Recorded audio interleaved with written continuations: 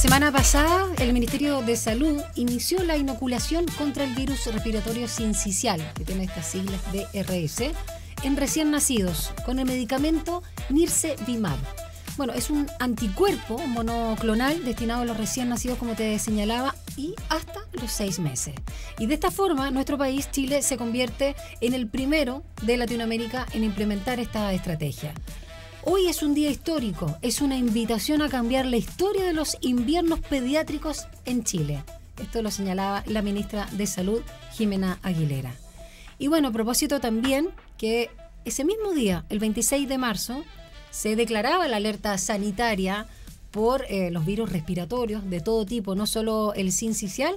Queremos conversar justamente con un experto en la materia para explicarnos un poquito también de cómo están circulando las prevenciones cuando estamos recién comenzando el otoño y se nos viene el invierno y ya tenemos algunos incrementos, aumentos en ciertos virus que además muy pocas veces sabemos distinguir si es un simple resfrío, si es COVID, si es influenza, etcétera. El doctor Javier Bravo, director de la Sociedad Chilena de Emergencia Pediátrica y académico, además del Departamento Clínico de la USACH, nos acompaña esta tarde acá en Frecuencia Pública. Bienvenido, doctor Bravo. ¿Cómo está? Muy bien, muchas gracias.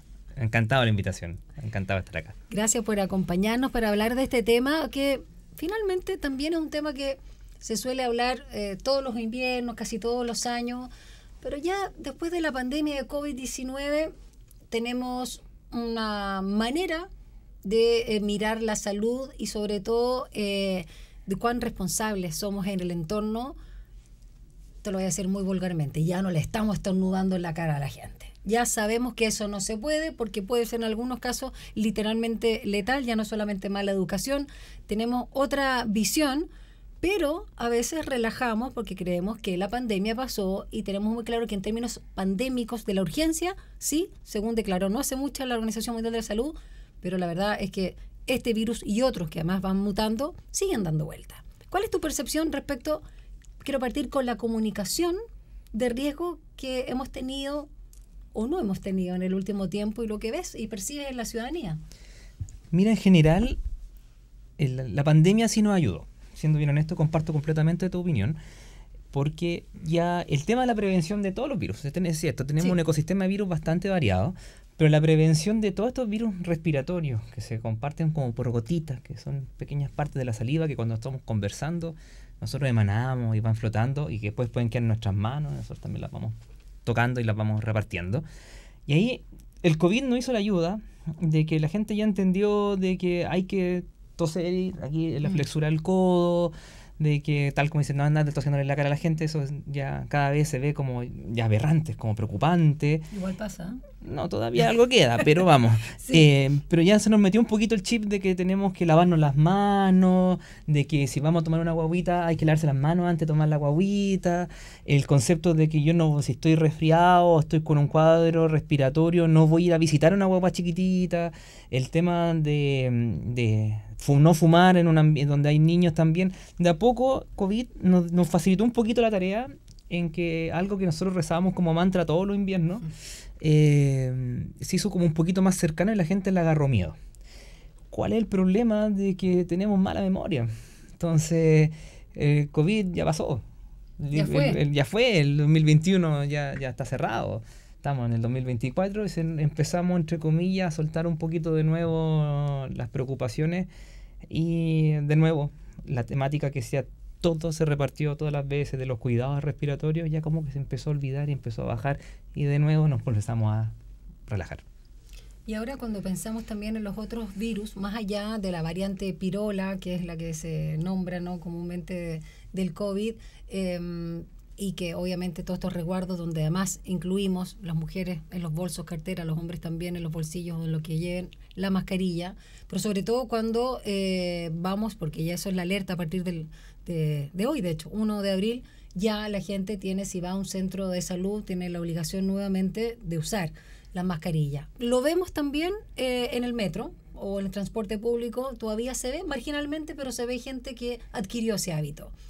Pero pensemos en la influenza, pensemos en el resfrío común y corriente, o lo que llamamos gripe, y el sincicial sobre todo, que es muy grave para los chicos. Es difícil, si uno no se hace el examen del COVID, poder diferenciar en cuanto a la sintomatología de qué se trata uno u otro, ¿no? No, dificilísimo.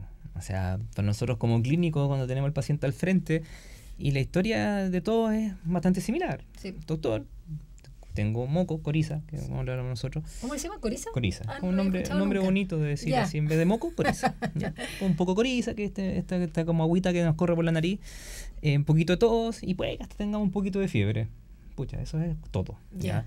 De verdad, el ecosistema viral que anda dando vuelta fácil al voleo, 10 virus distintos, y que me pueden causar un montón de cosas distintas. Y hay que entender de que cuando yo hago una enfermedad, volviendo un poquito como a lo elemental, va a depender de 3 factores: del ambiente, el huésped y el patógeno que nos quiere agredir. Entonces hay todo un equilibrio entre esas 3 cosas. Nosotros somos el huésped. Exacto. Entonces, una persona sana, sin predisposición ni ninguna característica pulmonar especial, puede resistir quizás mejor. Sí que tiene un buen ambiente, sí que en el ambiente no hay tabaco en la casa, sí tampoco hay una concentración viral muy alta en la casa, porque si es que resulta ser de que en la casa son 3 niños y de los cuales hay una guagüita, pero los otros 2 están en el jardín y en el colegio, la carga viral se aumenta mucho dentro de la casa. Y luego también el patógeno, porque nos puede tocar un COVID, nos puede tocar un BRS, nos puede tocar un rinovirus, etc.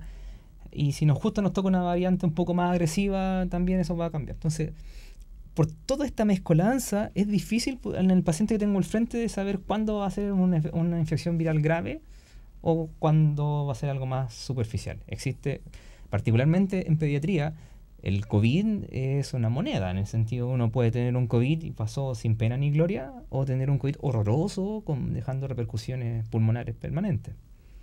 Ya que hablabas del VRS o el virus sincicial, se habla mucho, se alerta, genera mucha preocupación, sobre todo en los padres y madres de recién nacidos, guaguita.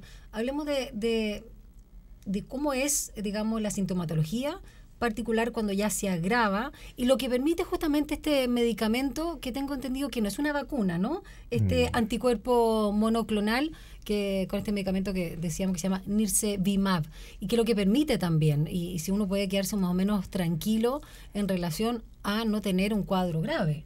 Sí, ayer hablaba justo con una infectóloga para venir aquí con lo último que me hubiera salido, estaba sacando mis redes. Y ella justamente me hacía la corrección. No se te ocurra decir vacuna, di inmunización.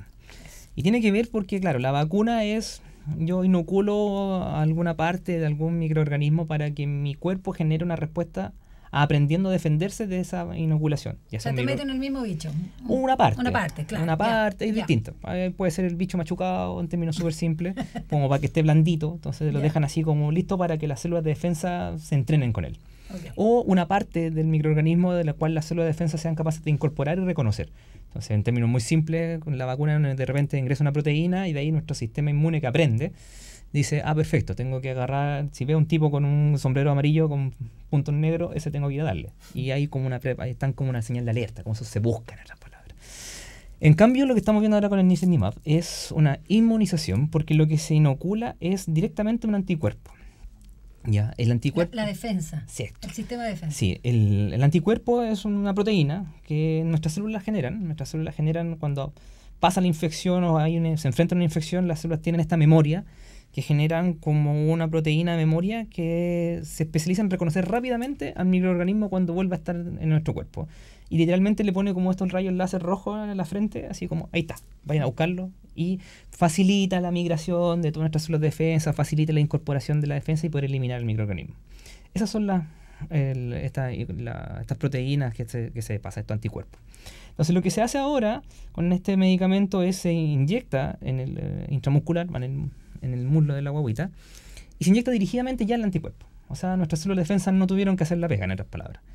Pero reconocen el anticuerpo y actúan en contra. Entonces el anticuerpo, cuando llega el virus, rápidamente se adosa al virus y hay una respuesta inmunitaria que evita que la invasión del virus. Y eso es la gran característica que tiene. Y por eso hablamos de una inmunización, no una vacuna, porque no hay memoria.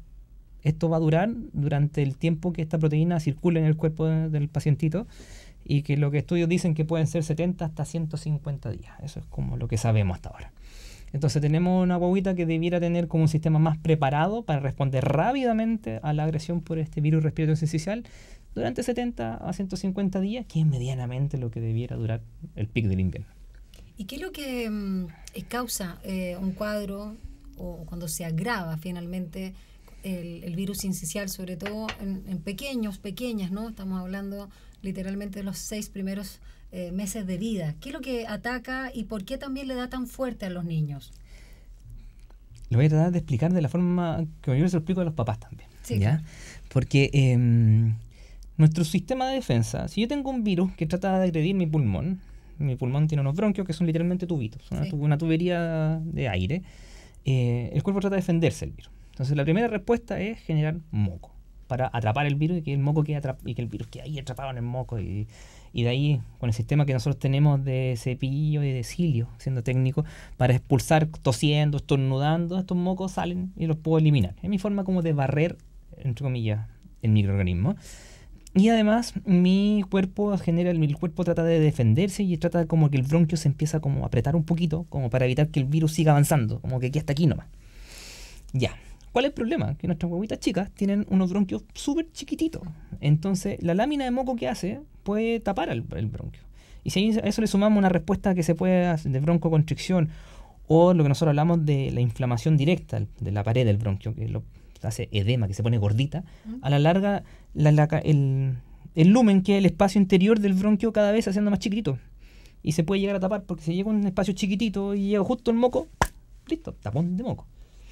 Y eso hace que toda una zona de un pulmón, dependiendo de qué tan grande sea el bronquio que esté tapado, no circule aire y nos cuesta oxigenarse. Entonces ese es el principal problema de los más chiquititos, una cosa que... Se ahogan, se asfixian. Claro, de que tiene que ver como con el tamaño del bronquio, porque claro, para nosotros, si tengo una cosa grande, si tengo un tremendo bronquio y hago una lámina de moco, la lámina de moco me cubrirá un ratito, pero el moco mide lo mismo. O sea, la pobre guaguita acá hace el moco, que le hace un tapón, y empezamos a tener distintos tapones, y la guaguita empieza a tener zonas del pulmón parceladas que no entra aire y le cuesta respirar. Y a eso mismo tenemos que asumir de que las guaguitas tienen un requerimiento de oxígeno mucho mayor, respiran mucho más rápido que nosotros. Nosotros, un adulto, 16 veces por minuto, estamos tranquilos en reposo. Una guaguita 40 veces por minuto es lo que ella hace en reposo, porque tiene un consumo normal. Entonces le afecta más, y la fuerza que tiene, la capacidad de usar otra respuesta. Un adulto, si se atrapa algo, tose, y tenemos un volumen. Y tenemos un volumen. Ese movimiento. Claro, tenemos. Que es muscular. Sí, hay harto músculo, ¿cierto? Exacto. Hay harto volumen. Entonces yo Sí. meto y todo eso, y sale una churrada de aire. La criaturita chica no tiene tanto volumen de aire, no tiene tanto fuelle. Entonces la tos que tiene también es bastante inefectiva comparado con la del adulto. Entonces tenemos una seguidilla de cosas que hace que el cuadro respiratorio en los más chicos sea rápidamente evolucione a un tema importante y se complique bastante. Y cuando, por ejemplo, estamos hablando de guaguitas prematuras, se agrava más aún, ¿no? Peor todavía, porque dependiendo de la edad del prematuro es qué tan desarrollado salió, ¿ya? Entonces los cortes de prematurez que nosotros tenemos en medicina también obedecen justamente al desarrollo pulmonar, a la cantidad de unidades para respirar, porque los bronquios son la tubería nomás. Sí. Nosotros, el que se encarga de que el oxígeno entre a nuestro cuerpo y salga el CO2 de nuestro cuerpo, va a nivel de los alvéolos, la parte final del bronquio, son unas bolsitas que están al final.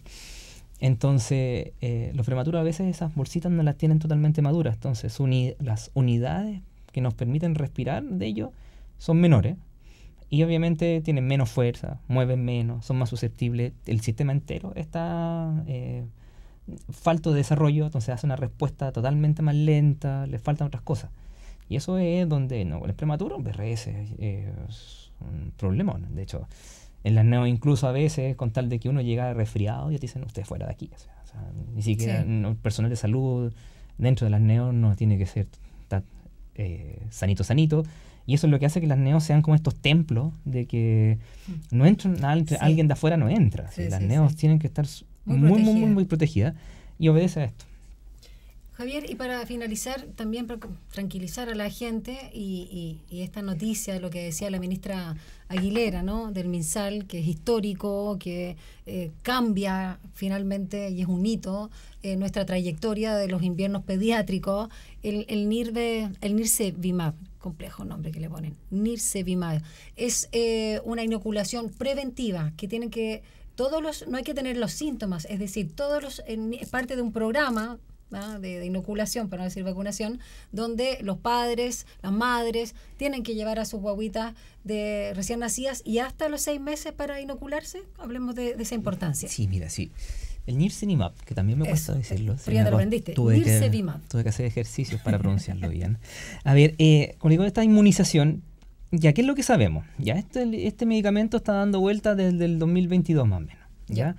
Y ya francamente son en Europa, desde Estados Unidos a partir del 2023, y el estudio más grande que hay dando vuelta, que se publicó en la New England, que es como de las revistas poderosas de medicina, que salió en diciembre del 2023, o sea, estamos hablando de cosas, Chile, siendo bien honesto, o sea, yo no le rezo ningún santo político a nadie, pero Chile siempre ha sido muy vanguardista en el tema de la inmunización y las vacunas, y eso nos hace ser un pilar a nivel latinoamericano. Y se toma la apuesta de esto, ¿por qué? Porque tiene un estudio grandote, que es el que se publica en la New England, con 8.000 guaguitas, ¿ya? Y lo que demostró la inmunización por el Nirsevimab es que en el público justamente de los menores de 1 año, se redujo en un 80% la tasa de hospitalizaciones por virus respiratorio sincicial. Un 80% menos, o sea, más de la mitad, o sea, es brutal, es brutal. Sí. Y el segundo objetivo que mostró ese estudio tiene que ver con la presencia de infecciones graves por virus respiratorio sincicial, que son las temidas bronquiolitis asociadas a insuficiencia respiratoria. Y que tiene que estar hospitalizado. No, hablando del BRS malo, el que termina hospitalizado con oxígeno y capaz que en una unidad de cuidado intensivo. Ya, claro. Lo redujo en un 75%.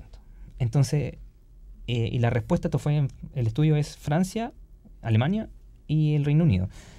Entonces es importante cómo eso llega a nosotros. Después hay otro más pequeño que se replica en Estados Unidos que dice lo mismo, que es un número muy parecido. Entonces lo que vamos a lograr con esto, lo que nosotros queremos ver es que se reduzca la hospitalización por virus respiratorio sincicial en el bloque etario. O sea, se dice en el menos de 1 año, ¿no? La vacunación es justamente desde recién nacido a los menores de 6 meses, que es también el nicho, como le comenté, donde está la mayor preocupación. Donde el paciente tiene una alta probabilidad de que termine hospitalizado, tiene una alta probabilidad de que si está hospitalizado desarrolle un cuadro grave, de que tengamos que pasarlo quizás a manejo invasivo, ventiladores mecánicos y todo las consecuencias que le puede traer a una guaguita pasar por una unidad de cuidado intensivo respirando con un ventilador. Entonces, ese es como el mayor punto que toma el Nirsevimab. Hay una gran ventaja. Dice, reduzco al 80% de las hospitalizaciones y de los cuadros que van a haber, reduzco en un 75% los graves. ¿Vamos a tener bronquitis? Sí. ¿Vamos a seguir teniendo consultas en las urgencias? Sí, un montón. No creo que baje significativamente la consulta en las urgencias. Pero lo que apoya el Nirsevimab es que vamos a tener menos hospitalizaciones por virus respiratorio sincicial y que estas hospitalizaciones vamos a tener menos que sean graves. Y eso sí es un aire y un ventilador agradable a los servicios de salud, porque en campaña de invierno no es solamente la consulta, sino que de repente no tenemos dónde hospitalizar a un paciente. O sea, yo trabajo en hospitales privados y en hospitales públicos, y de repente tú ves de que no tienes dónde meter a nadie más. Y es como, ¿de a dónde saco una camilla? ¿Dónde hay una red de oxígeno? Y ese es el peor momento.